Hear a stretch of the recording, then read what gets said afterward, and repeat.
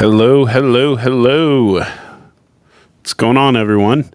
This is impromptu, just sort of chill stream that I decided to do today just because I'm feeling better. My family has been down with a terrible stomach virus, and it's been a week, man. It's been kind of rough. So, feeling a little better, feeling a little almost giddy.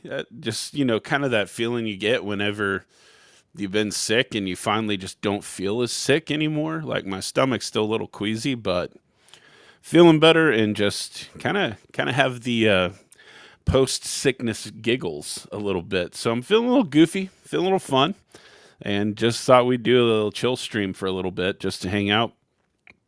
And oh, Mike is very loud. Let me see. I see that there. Is this any better? Any better at all? Maybe. Y'all let me know if the mic's still too loud. I can turn it down some more. Sometimes my knobs get messed with, so I don't want to blast your eardrums out. But let's see. We got some folks already hanging out, so oh, cool. It's better now. Cool. Very cool.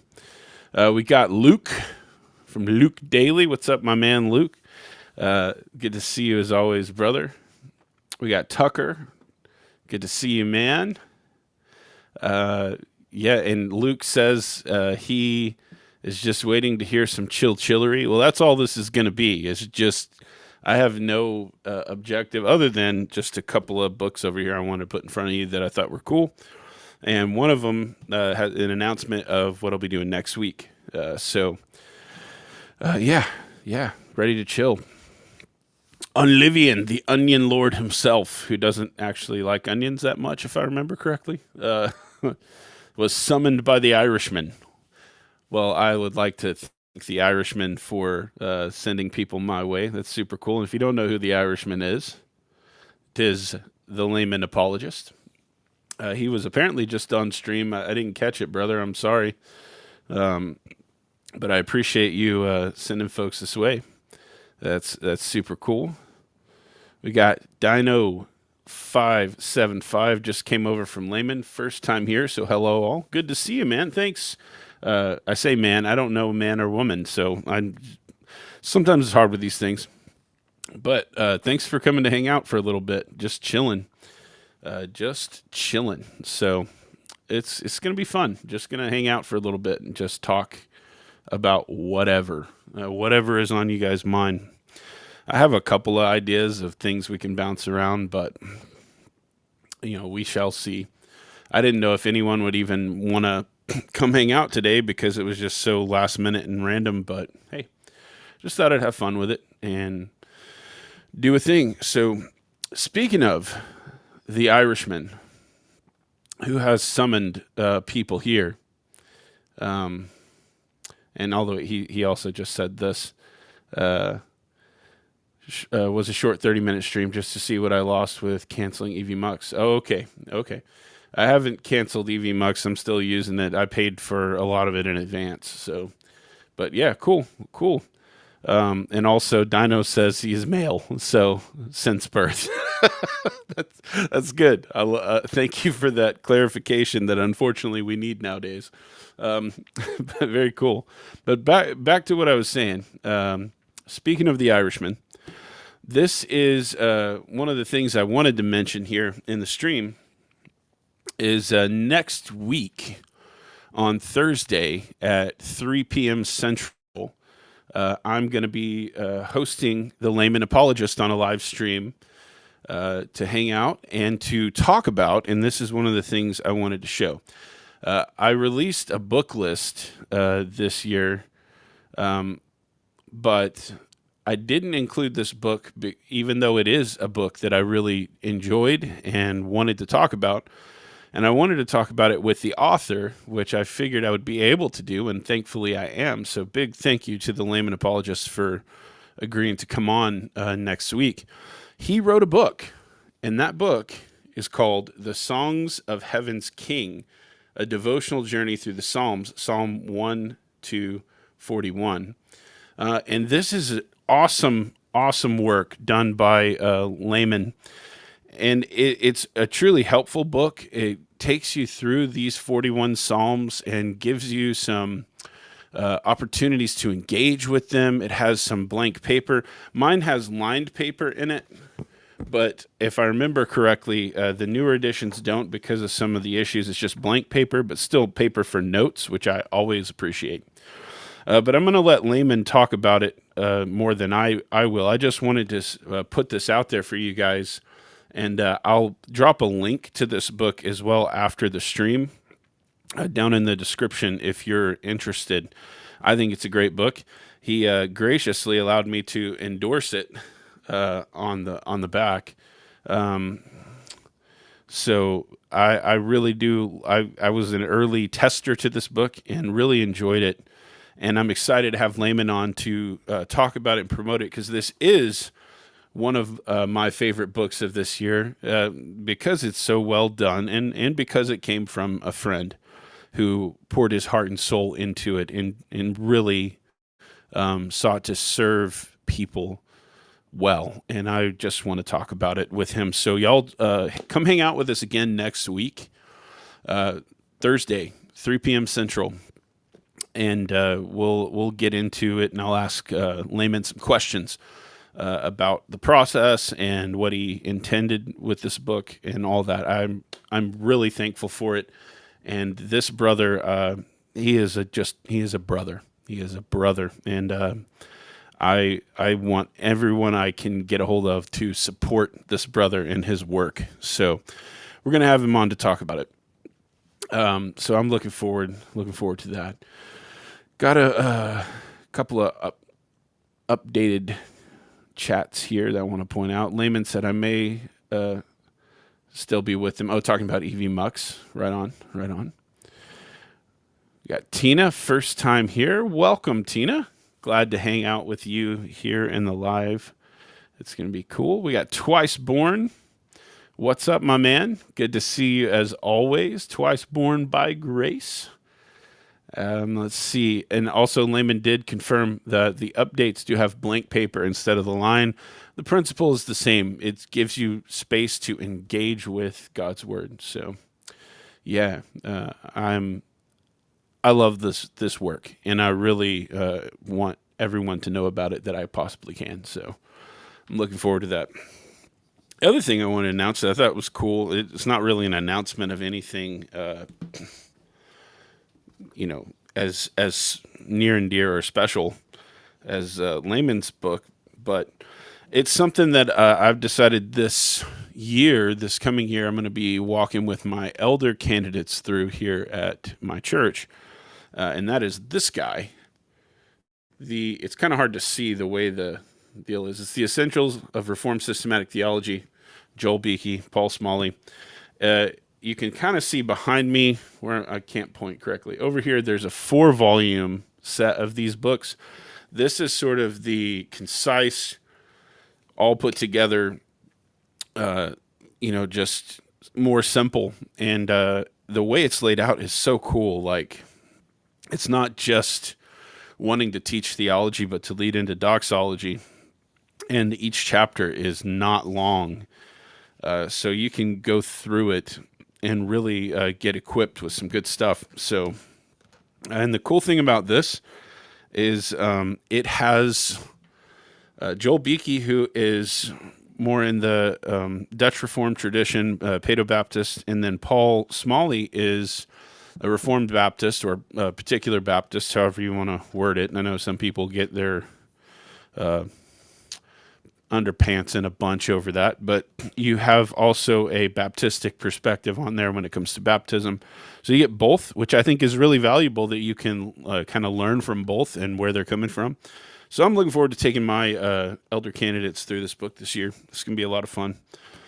And I snagged these during the sale that Reformation Heritage Books had, where they were like marked down quite a bit. So I got a few of them there, which I was super thankful for.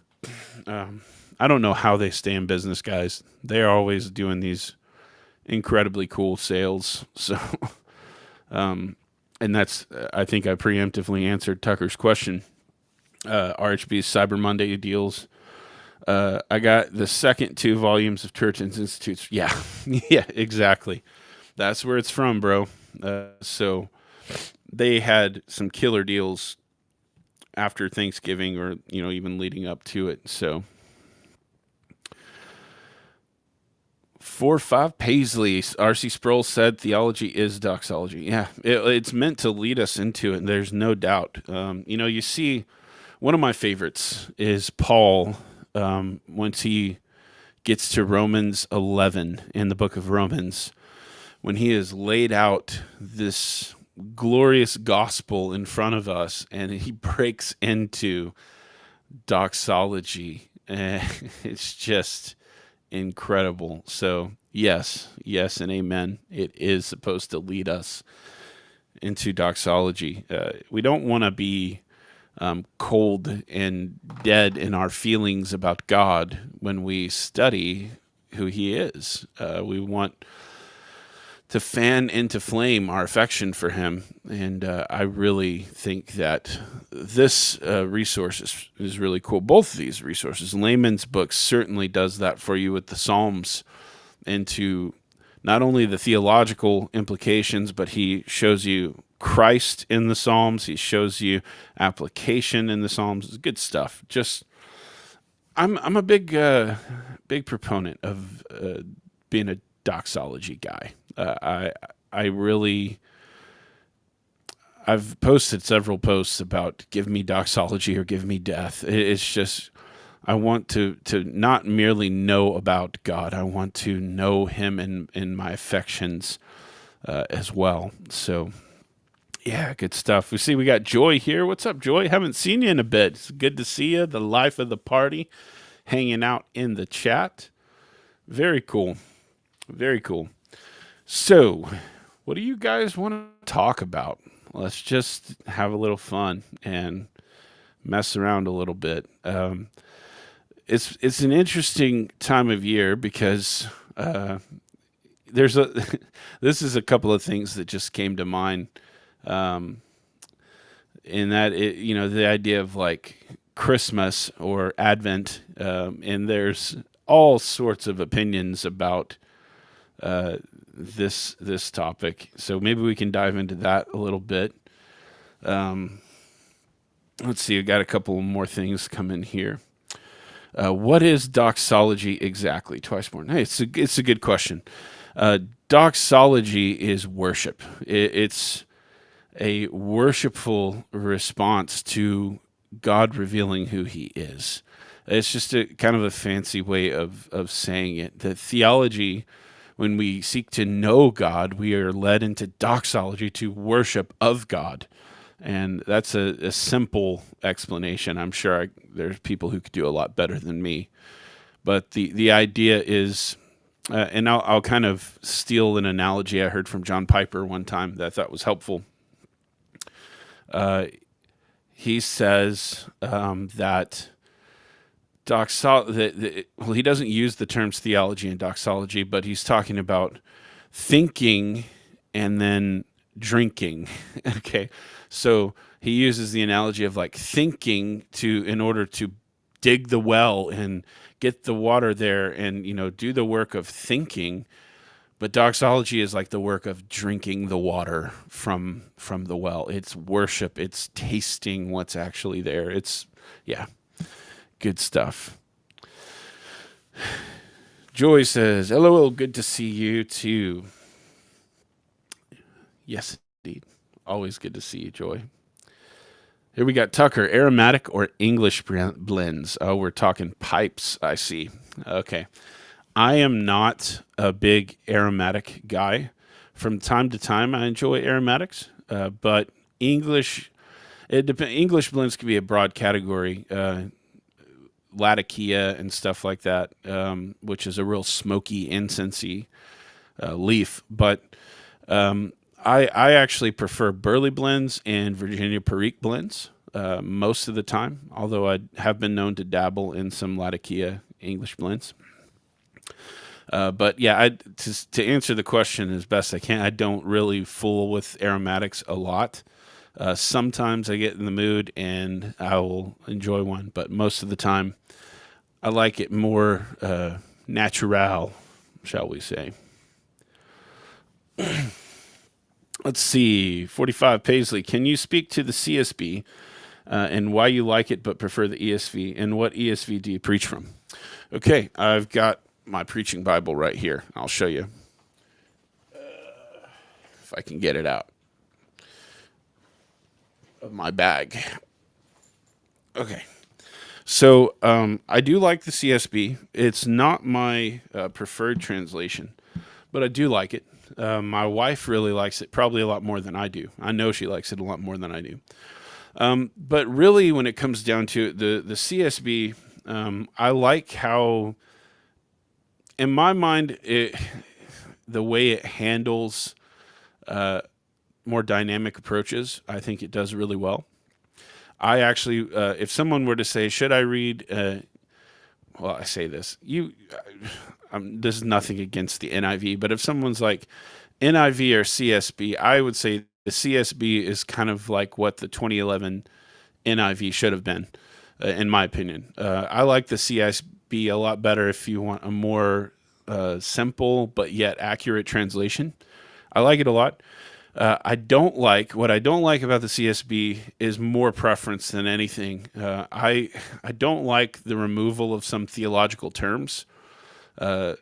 So, for example, propitiation, atoning sacrifice is what they translate that as. It doesn't quite really communicate what's there, in my opinion. And then just some of the classical parts of the language. So, like whenever they would say Lord of Armies instead of Lord of Hosts. Now, I get it. Lord of Armies is a much more easy to understand way of saying it nowadays. But I prefer the more, classical way of rendering those things, traditional way, I guess, if you will. So I don't hate the CSB at all. I like it a lot, but I do prefer the ESV. I think the ESV is more literal, more in the word for word side of things. I know you can't have a perfect word for word translation, but this is my preaching Bible. It's ESV verse by verse preaching Bible. It's kind of hard to trying to show you this best I can. Verse by verse preaching Bible. This has been my companion for a while. It's been rebound by Rustic Leatherworks, And I do write in this Bible as well. It's got the good margins. So, like, here's some of my markings. I use this Bible only for sermons. That's what I use it for. So I mark up whatever I'm preaching on, put my kind of points over in the margin. But yeah, I just, the ESV has so encapsulated itself into my memory from Bible memory and things like that, that it's just kind of where I go to now. So it's just my preference. But I keep in mind it is a preference. I've been reading the KJV this year, and I really have enjoyed that a lot. So Layman says, I hear Joel Beakey doesn't cut the mustard with the Baxterians. Yeah, it seems to be the case, unfortunately.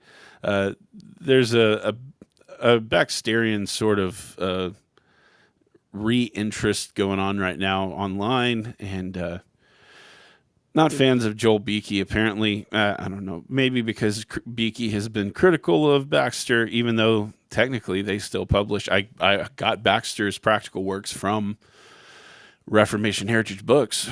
So, but maybe it's that. Maybe it's because Beakey is more ecumenical with Baptists. I don't know. I don't know what the deal is, but I think Beakey is brilliant and one of my favorite living theologians right now. Just brilliant, warm, pastoral. Just, yeah, I've really appreciated him a lot.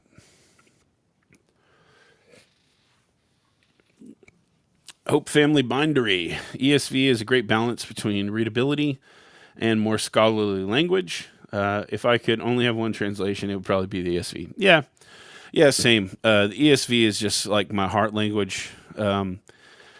If I could only have two Bibles, it would probably be the ESV and the KJV. The New King James and the NASB 95 are also very near and dear to my heart. So, but yes, it is a good balance. Let's see. Imo Johan 88. I hope I'm saying your name right. But welcome. Hi to you as well. Luke says, don't hate on the CSB. Brother, I do not hate the CSB. You can actually see one right here. The Legacy Note-Taking CSB. I like it. It's just not my preference. But I get why so many people like it and go for it. I think it's a good translation. So, no hate. They're doing a reprint in 2026 of the Baker Illustrated Study Bible, which I think is CSB. Oh, cool. That'll be cool. That'd be cool to see, to check out.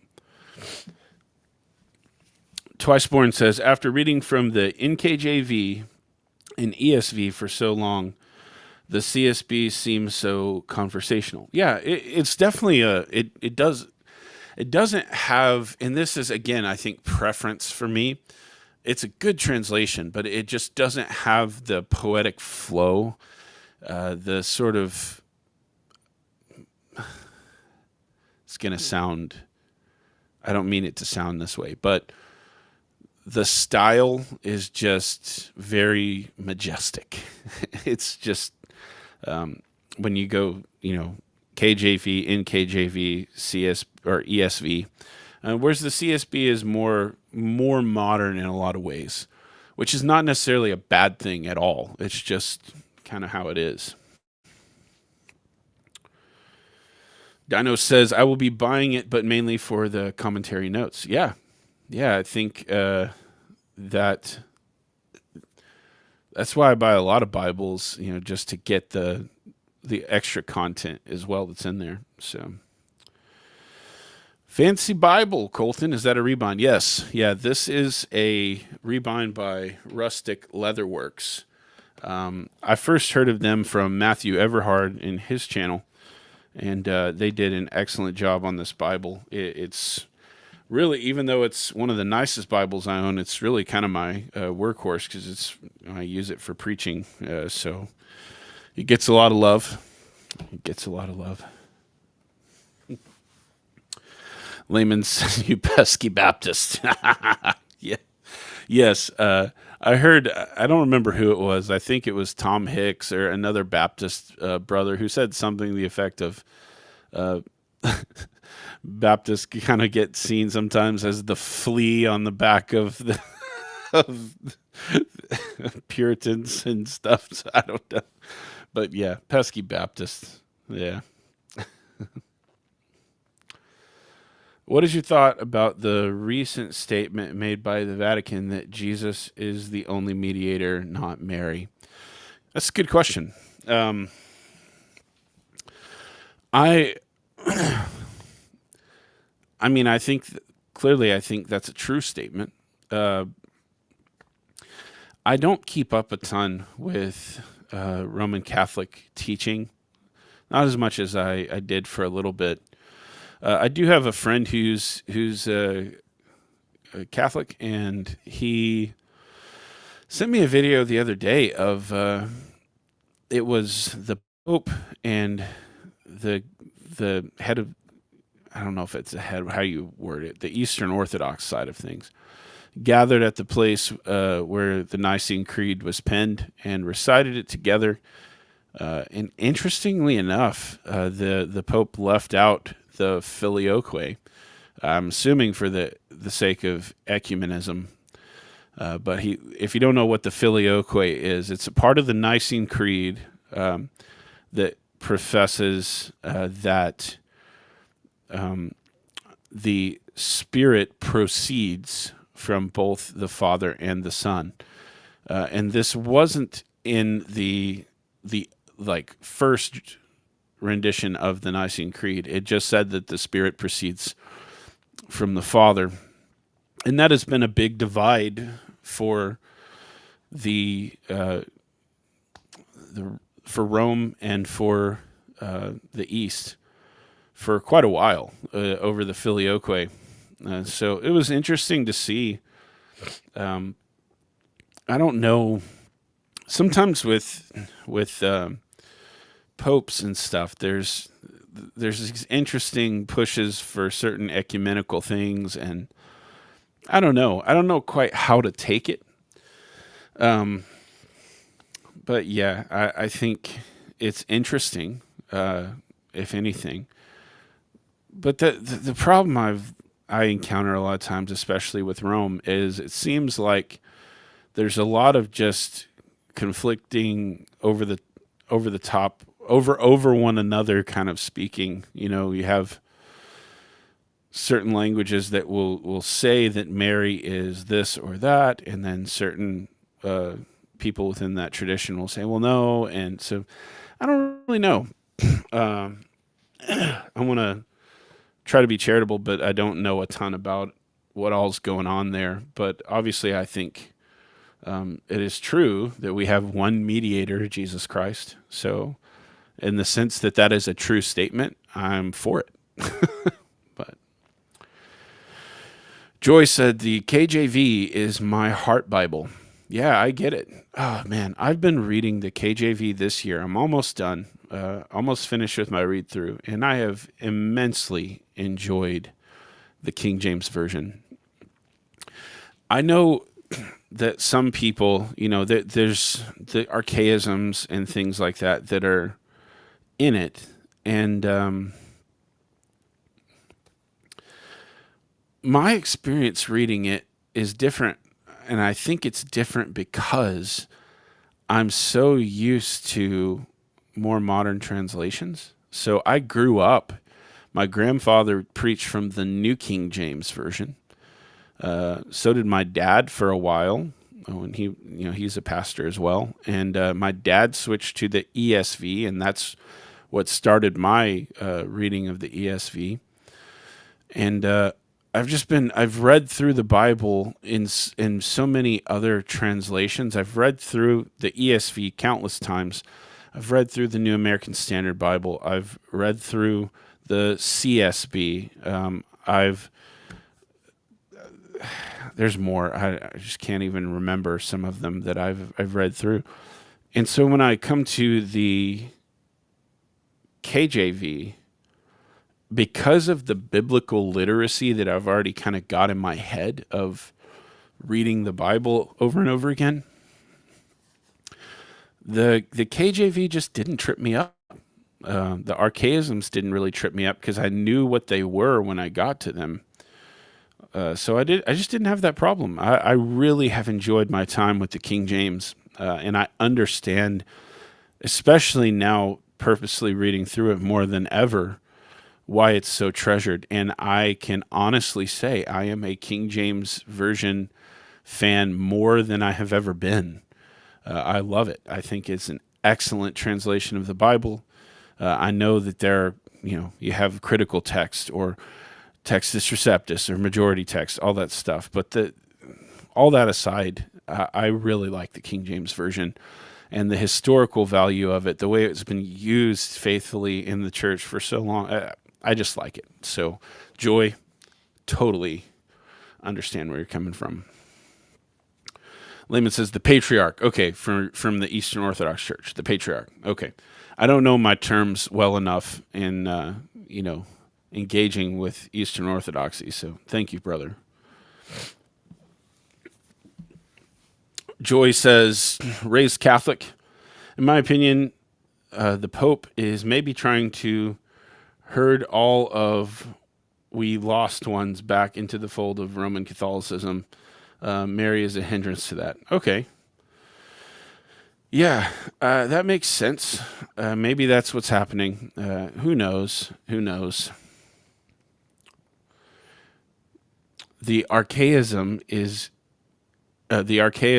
it is the charm of it. I agree. There's certainly just a charming way that it communicates these things. So, yeah, I agree. KJV was a great translation when it came out and was the best option available at the time. It is problematic that it is still in use. It needs to die off as a serious translation. Brother, I would, I hear where you're coming from, but I would push back on that a bit. I would push back on that because I understand. First off, let me just say, I understand what you're saying because of the archaisms. Would I give a new believer a King James version? Probably not. Probably not. Most definitely not. But I do think it still has its place, especially for the fact that if you look at so many people, it's still just like their Bible.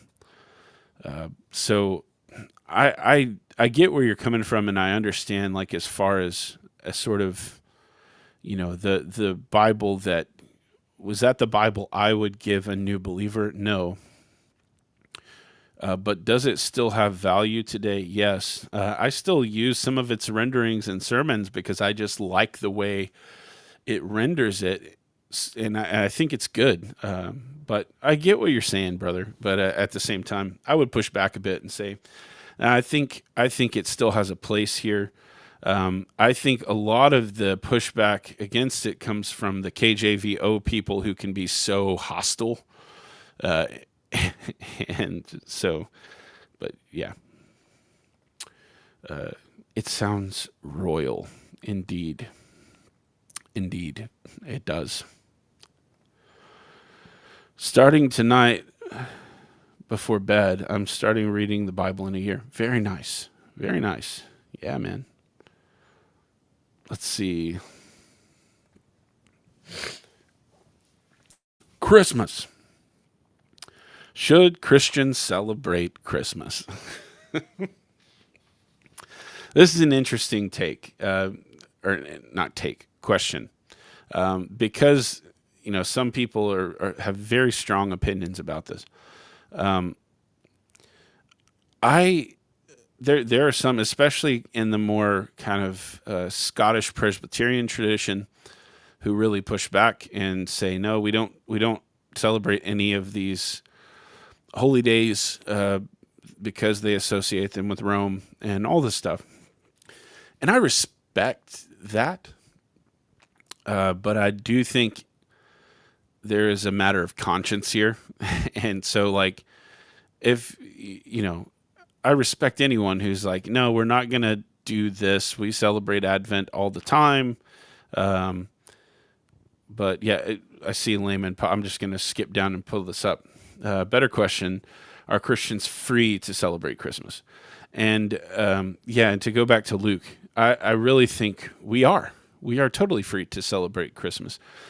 What are we doing when we celebrate Christmas? We're focusing in on one of the most important things that's ever happened, the first advent of Jesus Christ.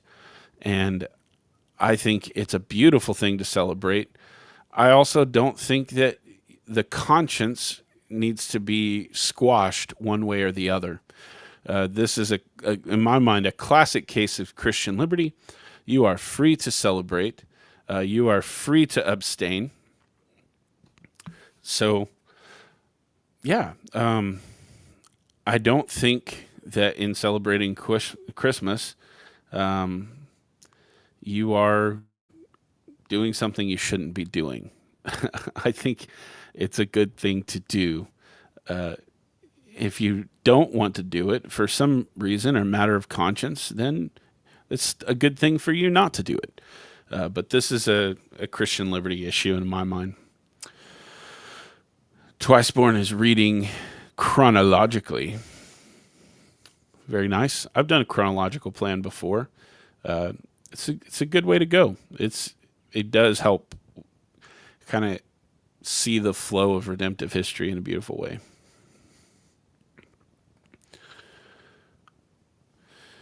Stay tuned to my live streams. We're going to be engaging them more. Okay, with Eastern Orthodox people. Okay. Yeah, guys, if you haven't subscribed to Layman's channel, you need to. He's really good at this stuff. The name says it all, the layman apologist. He's really seeking to equip the layman to be able to defend their faith and know what they believe well. And so, yeah, that's awesome, brother. I'm looking forward to seeing some of those things. And he also says, I only read the Psalms in KJV. Yeah, I've heard you say that before, brother. I get it, because the Psalms in the KJV are so poetic and beautiful. Absolutely. Peter Fig, blessings, chat. Blessings to you, Peter. Good to see you. Let's see. Luke, better question. Is Christmas free to be celebrated? Are y'all going to keep nuancing this down into... yes, Luke, I think it is free to be celebrated. But again, I'm maybe not the guy who people are going to want to listen to here, because certain convictions, are different. I let my kids dress up and score candy on October 31st. You do what? You do what? Yes. Because Christ reigns over all. But yeah, it's an interesting question. Oh, YouTube. This one, it would take a lot of time to address in its fullness, but why does God harden hearts? John 12:40, Isaiah 6. You also see it with Pharaoh. You see it in Romans 9. He hardens whom he will, and all these things. My answer to that is that he is free to do so, in the simplest way I could put it. But at the same time, would say that our hearts are already hardened. You even see it with Pharaoh. He hardened his own heart, and then sometimes the Lord hardened his heart.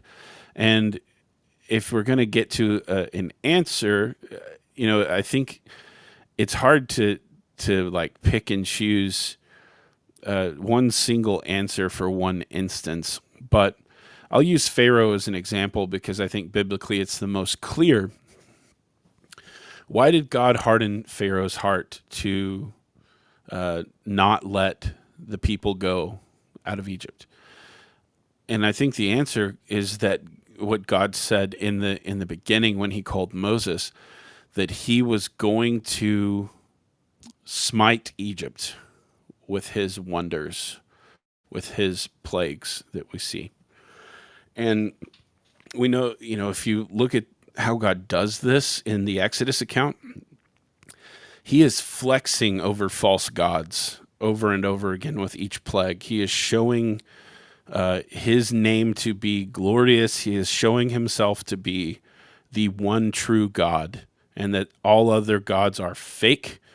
And so he does it with the purpose of making himself known. But it's also not as if the people he hardens are not already hardened. They harden their own hearts. And you see this. This is going to be some of the confessional side of me coming out. In my confession on God's providence and God's decree, it talks about how God does these things, but he uses means to accomplish his will, or second causes, but he is free to work against them at his pleasure. And so he does it, and he has purposes in mind. And we see kind of a clear purpose when it comes to Pharaoh and hardening of Pharaoh's heart, that God had a purpose to smite Egypt, to flex, in a sense, to show his glory over false gods. And I think that is a big reason why he makes known that there is no other God. And so, anyhow, that would be the best answer I could come up with here on the fly. Almost everything was pagan once, but if we do everything for the glory of God, it doesn't matter. If we worship Jesus on Christmas and don't go along paganism, it doesn't matter if Christmas was pagan. There's certainly some truth to that, right? It's with what you're saying there. We're not worshiping pagan gods on holidays some of them can be traced back to paganism. Christmas, I know there's debate about that. There's all this, but at the end of the day, it's like, what are you doing in celebrating Christmas, right? We're celebrating Advent. We're celebrating Christ's coming into the world, and the glorious thing that happened in that time. And if we're doing that, I don't think that it's wrong. So, yeah. Let's see. Twiceborn said, it makes me understand Job more. Okay. I'm not sure which part you're referring to, maybe the hardening stuff. Luke says for that candy tax. Yeah, you get the dad tax for sure. If I'm going to be walking you around all night, you better believe I'm going to tax that candy bucket at the end of the night.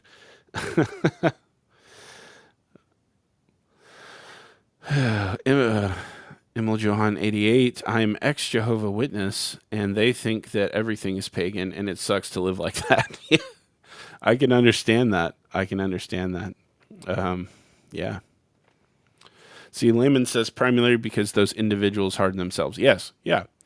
You see it with Pharaoh. You can see it with others, that they are hardening their own hearts. And then also, Jesus smites false gods. Amen, brother. To that he does over and over and over again. Shows that there is no other. As he says in the book of Revelation, I am the first and the last. Amen to that. Joy says, yeah, preach it, Colton. Oh, no. You don't want to hear me preaching up in here. Thanks, Joy. YouTube says, amen. And thanks, Pastor and Layman Apologist, too. Yeah, Layman is going to be sharp on this as well. Theologians distinguish between active and passive hardening. Pharaoh actively hardened his heart. God allowed him to harden himself and did not draw Pharaoh to himself. Passive hardening. Yeah. Yes.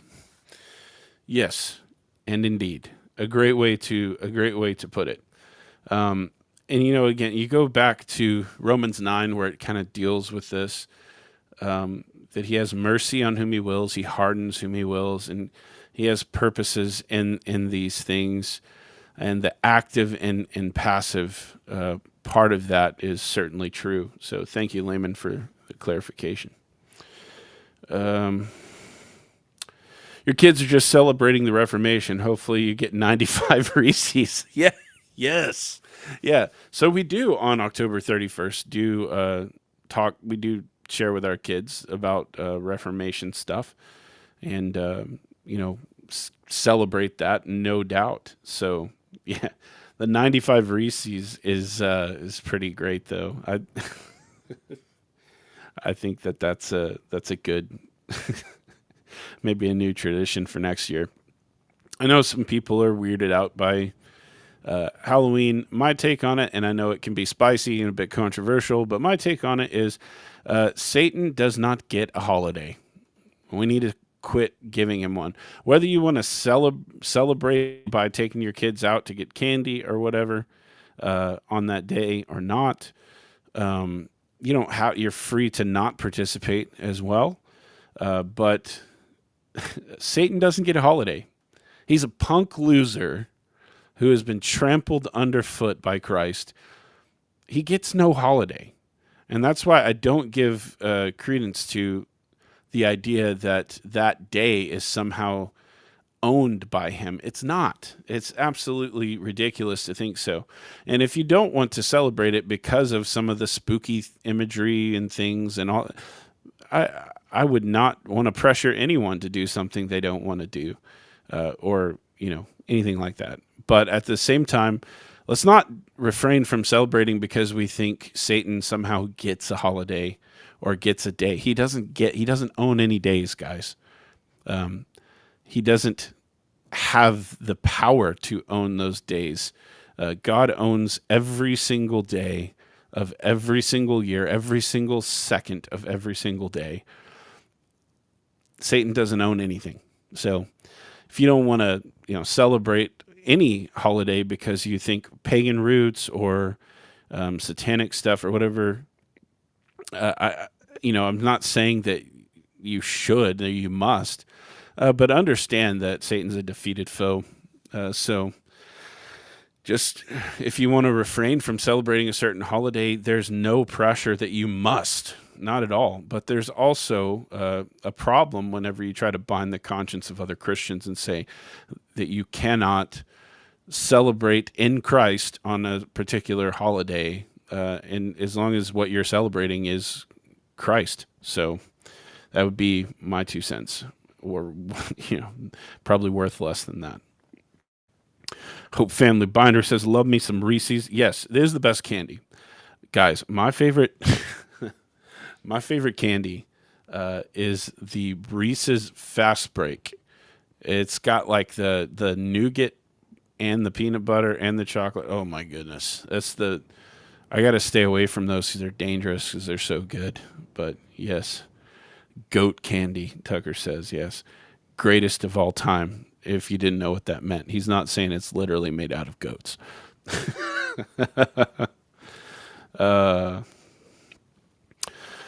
The Greek on that brings a tear to my eye. It quite literally reads, I will mercy whom I am mercying. Yes, it's an action. It's, I will mercy them. It's so good. Great point, brother. Satan is a punk. I think you may have hurt his feelings. Well, good. I don't care.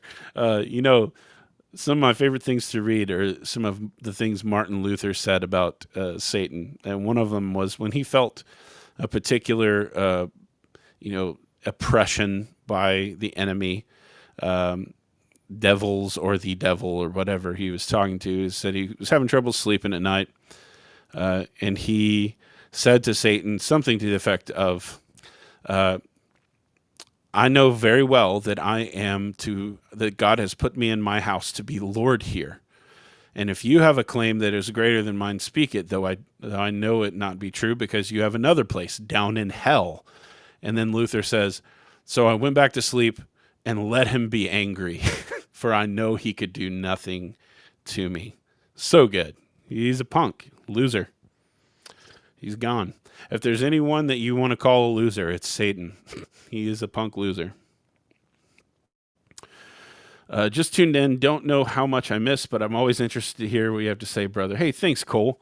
Appreciate it, man. Cole Meyer.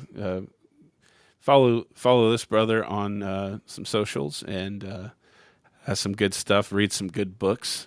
I think Cole. I don't remember if it was you, brother, but someone who turned me on to the book "Choice Drop of Honey from the Rock of Christ." Or I think it was you. I saw reading that I picked it up. So. Here we go. Stirring the pot on here. Thoughts on Doug Wilson saying that it is a sin to send your kids to public school? I didn't know Doug said that. I've heard a lot of people say that. I know Brian Savay has said that. I know being a Baptist, there's some in my camp who have said that. Like Vodi Bakum has said something about sending your children to Caesar and don't be surprised when they come back as Romans. There's a lot of thoughts about the public school system, and I get it. And I know, I think my take is probably going to be not going to win me any friends. But my take is that you have to, for one, you have to be cautious when approaching this topic. There was the Ogden guys, and that's Layman pulled that up. Said I thought it was the Ogden boys. So did I, but I wouldn't be surprised if Doug also said something about this. I don't know. But the Ogden guys have said that they would like practice church discipline on members who send their kids to public school. My take is I think that's insane. So cards on the table. My kids are all homeschooled. So we do homeschool our kids. I don't really want my kids in the public school system. But I think you're really starting to pry into something that is not easily answered.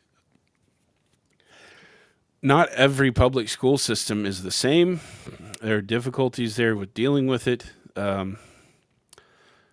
I would encourage homeschooling, but I'm not going to make it a matter of church discipline or, it's something I would talk through, but not try and assert some sort of authority there. I think there's a counsel that can be had there, but it's the waters are muddy. That's just all I know how to say about it. I do think the public school system can certainly be dangerous, but then, my kids have not always been in homeschool. We have a child with special needs. He went for a year to public school to help get some things that he needed that he could get through the public school system, and we had a good experience with that. But yeah, it's not a question in my mind that's super easily answered. So my take would be this. Do I think homeschooling is better? Yes, or I wouldn't be doing it. Possibly a classical Christian school. But do I think it is a matter of church discipline? No. Just going to leave it at that. I'll look at Unlivian being all flexing them muscles. Chocolate protein bars are the best candy. There's some good ones, bro. They're getting better. They're getting better and better. The Barbell brand of protein bars, they're close. They're really, really good. Layman says Luther called him worse. Yes, he did. He had some words for for him. Old Bluebeard, he called him. Yeah. So good. So good.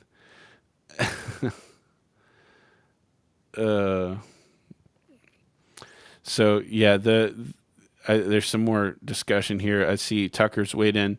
This day and age, I think it's dangerously close. They claim to be neutral, but it's false. it's Christ or chaos, and I work in a public school, so I'm trying to square that in my own life. Yeah, brother, I know that's got to be hard. Um, and that's the thing. This is a matter, I think, of wisdom, and I encourage homeschooling. I do think it is good, and I do think it is better, or we wouldn't be doing it. But it's just the question is just a little too difficult to answer with one way or the other. I do think there's great wisdom in avoiding the public school system if you can, just from the way I've seen it going, at least here in the States, and the trajectory has not been great. When I mentioned Job, I was talking about reading chronologically. Oh yeah, yeah, arguably the oldest book in the Old Testament. Yep. Hope says, just play it safe and homeschool. Yeah, I think obviously I like homeschooling better. I think the Ogden boys straight up called it sin. I think Doug was critical, but didn't go that far. Okay, fair enough. Fair enough. Cole says, yep, I posted about the Thomas Wilcox book on Facebook, I believe. The particular Calvinistic Reformed Baptist well runs deep. Hopefully more continues to be uncovered. Indeed, brother. Yeah, it's a sweet little book, man. A choice drop of honey from the rock of Christ. Very good book. And it's a short read. Been meaning to ask, what's the Proverbs book I always see behind you? Every day I read a proverb and have been looking to get a commentary on it. Good question. Let me... This is a commentary on Proverbs by Charles Bridges. It's produced by Banner of Truth. This is an older copy, but Charles Bridges, brilliant thought, brilliant thinker. And this is a solid commentary. You can get it on Banner of Truth or from Amazon probably, but it's the Geneva series from Banner of Truth. Proverbs by Charles Bridges. Good stuff. Great question, Peter. Great question. Yep, and Hope answered it. It's the Banner of Truth, Geneva's Bible commentary series. Yes. My lovely wife has chimed in. Homeschooling for the win. And without her, we wouldn't be able to do it. So, yeah, homeschooling for the win indeed. Thankful for my lovely wife who puts a lot of time into schooling our kids and teaching them and loving on them. Oak Family says homeschooling is the best. Yes, it is. It's the best. There's upsides to homeschool that people don't talk about sometimes, or at least it doesn't get talked about a lot. But one of the great benefits of it is like you can do things that other families can't do sometimes because of school and truancy and all this stuff. If we want to take a day to go do something different together as a family, if I have the day off or whatever, we can. It's incredibly freeing. So I think my issue is calling something sin that the Bible does not call sin. It's much more nuanced than that. I think calling it a sin is tying up heavy burdens on some. Yes. Yeah. Man, I totally agree. It's difficult. The thing is, though, I have a friend who is on the school board, who is a very like-minded brother, confessional. He loved Vody, for example. He loves Vody. But the thing is, here's what I would say. If you are going to send your kids into the public school system, you better also be ready to engage with what they're learning and to stay on top of it. You still have a responsibility to your children that they are not being taught untrue things, you as the parent. And if things are being brought up that are untrue and you better be ready to engage with teachers or school boards and press into that, because ultimately God has given you as parents the responsibility of raising your children, not the government. So if you're going to do, and this, again, this is what I'm saying. It's not a matter of, in my mind, it's not as black and white as just saying you're in sin if you do this. No, but you better be ready to go to battle if you're going to do it. You better be ready to stand up for your kids and care about what's being put into their heads. Because if you don't, it certainly is dangerous. That you better stay on top of it, and that's why, honestly, it's easier to school them yourself, so they're learning, and you are able to avoid the things that the world is trying to shove down their throats. But is it a sin issue? I just don't think so. I think it's something that it can be sin if you avoid dealing with the hard stuff, if you're not on top of it, if you just turn them over and say, well, whatever. Yeah, I think that can lead to some very bad things. I don't particularly like public school, but calling it a sin is a little far. Yeah, I think I tend to agree. I teach high school history at a Baptist Christian school in Louisiana. I will say I wouldn't want to be anywhere else. I could never even teach public school. My sanctification will be hindered. Understandable, bro. My lovely bride says, I think about single parents out there who may not have the same options we do. Yeah, there's some difficulties. The beautiful thing, though, is there are some options out there that sometimes people don't know about. There are some classical Christian schools that have scholarship opportunities where your kids can go without you having to pay the tuition. That might be a better option. But at the end of the day, I don't think it's sin. I think you still just have to be involved in what you're doing.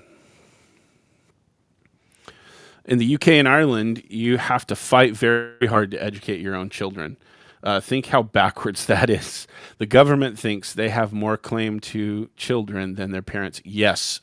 And that's something we are trying to push against here in the States constantly, because they still think that. Even here, they want to impose things, and it's insane. The government is not responsible for raising your children. They're just not. So, yeah, brother, I can't imagine. They usually appeal to Ephesians 6:4, bringing up children in the Lord. Harder to do that in public schools that teach secular humanism and cultural Marxism. Yeah, dude, I totally hear what you're saying. Again, you have to be willing to engage, and if there's stuff that's coming up, to be able to go to that teacher and say, we're not doing this.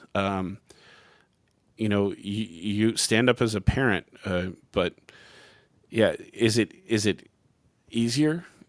And somewhat, here's what I mean by easier. Homeschooling is hard. I'm not saying it's easy, but when you homeschool, you don't have to deal with those things. That is the easy part. You get to design the curriculum. You don't have to deal with that stuff. So I am very for homeschooling, but I think calling it an outright sin, you're just playing with something that the Bible just isn't super clear. You are responsible to bring up your kids in the faith, teach them accurately, and that includes even if they go to a classical Christian school. You don't get to just turn them over and then not be involved in the process. God has called all of us to be involved in our children's learning. So, yes, babe, preach.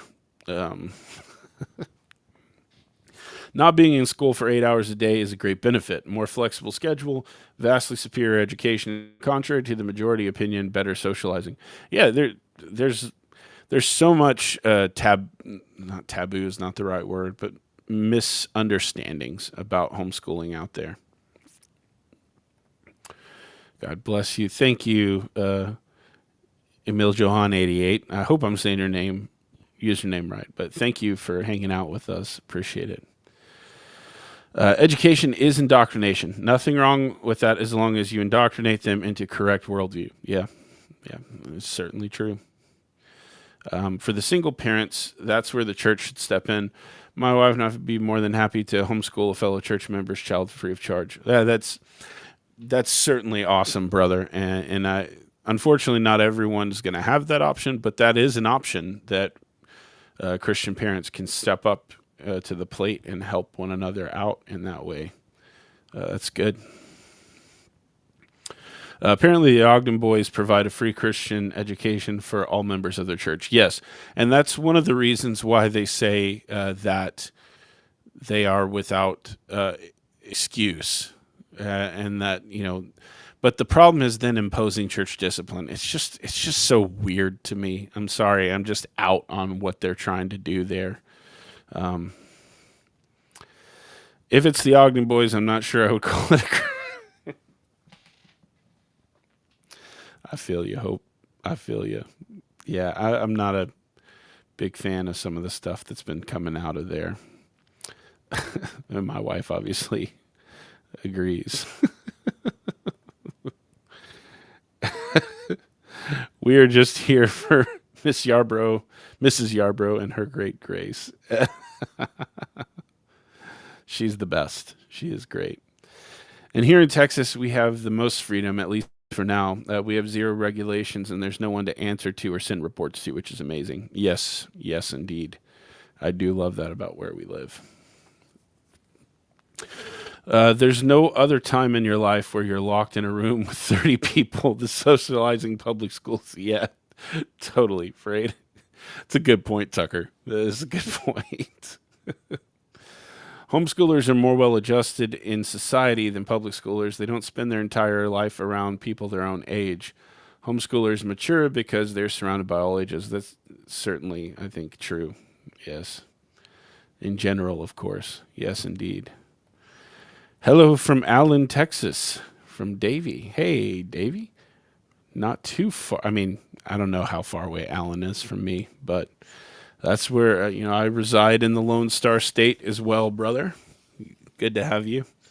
I'm sorry to say that I'm nearing the end now. I've been going well over an hour, but we'll see what my wife says next. We can literally curate any curriculum we want, offer as much gospel and Bible as we choose as parents, and that's a glorious blessing and freedom that our family adores. Yes. Yes and amen. I absolutely agree. And I'm thankful for it. So, if you're in DFW, you're close. No, we're kind of south of DFW, brother.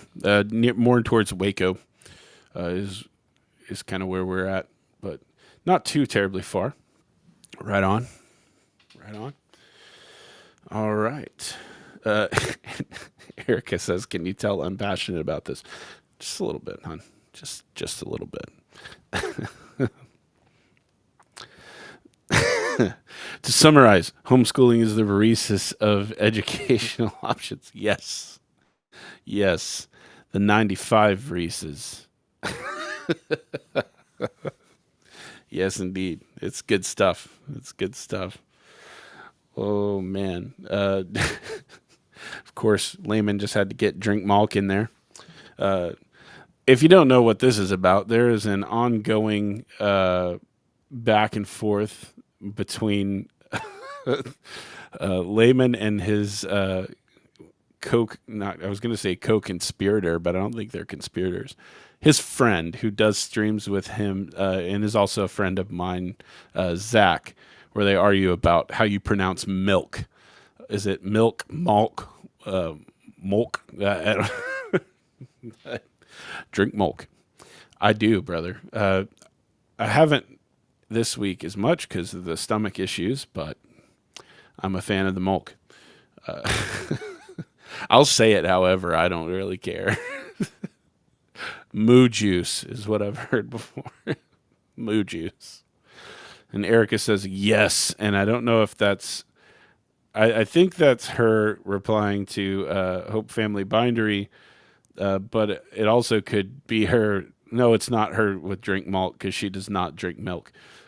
All she does is use milk to dip cookies in, and then I drink the milk. So, all right. Very cool. Drink milk, eat Reese's, and homeschool yo baby.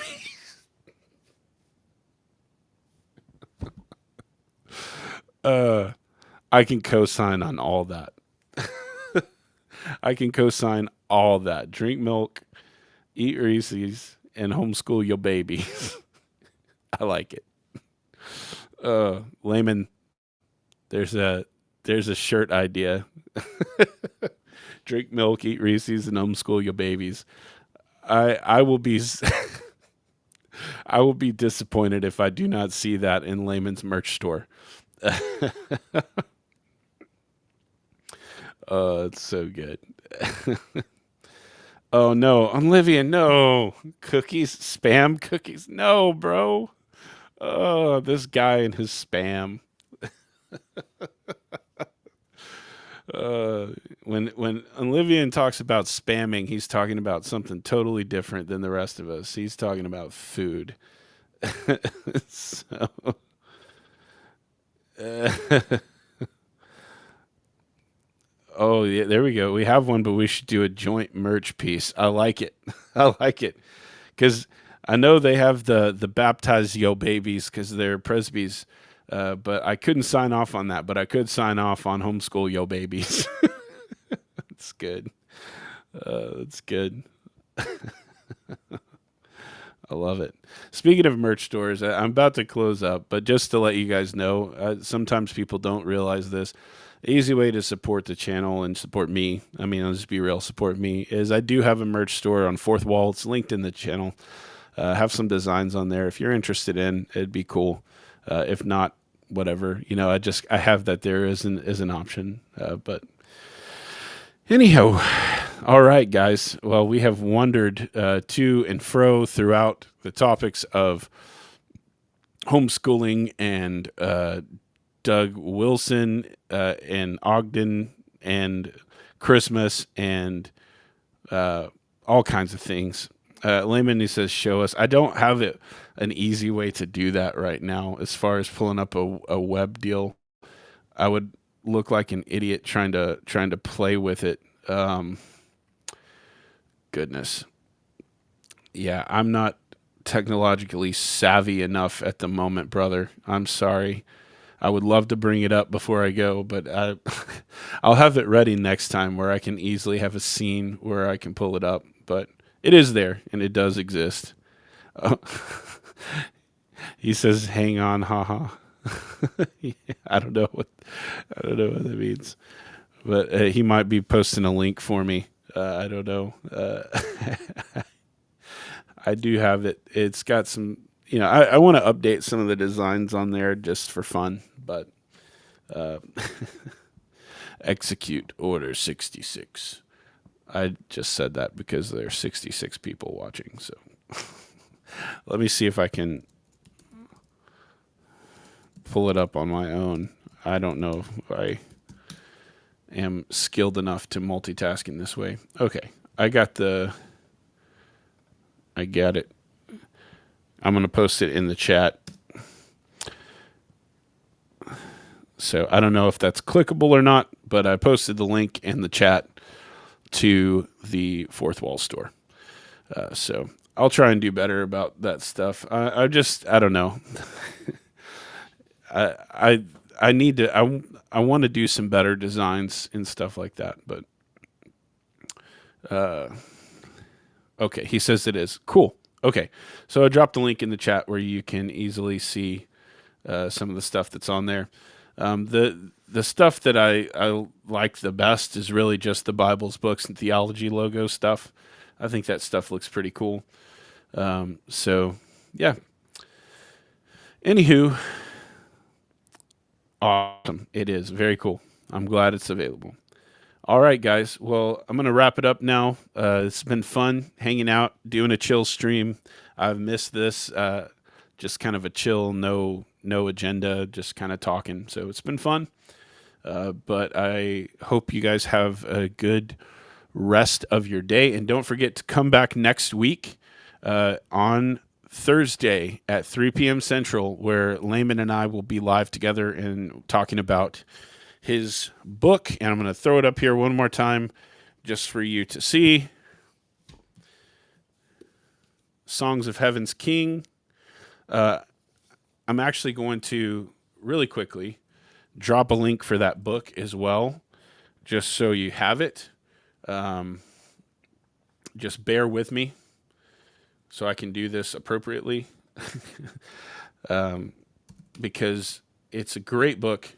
We're going to be talking about it next week, and I would encourage you to pick it up, especially going into the new year. It is a great devotional book, and it comes in hardcover and a soft cover as well. So I'm dropping another link. So there's another link in the chat for the book if you are interested. I think you should be interested. All right, cool. Well, that's going to do it, guys. Appreciate y'all tuning in, hanging out, laters. Really appreciate you guys. Come back and see us next Thursday where I'll be live with Layman and we'll be talking about the book. Y'all have a blessed evening. We'll see you later.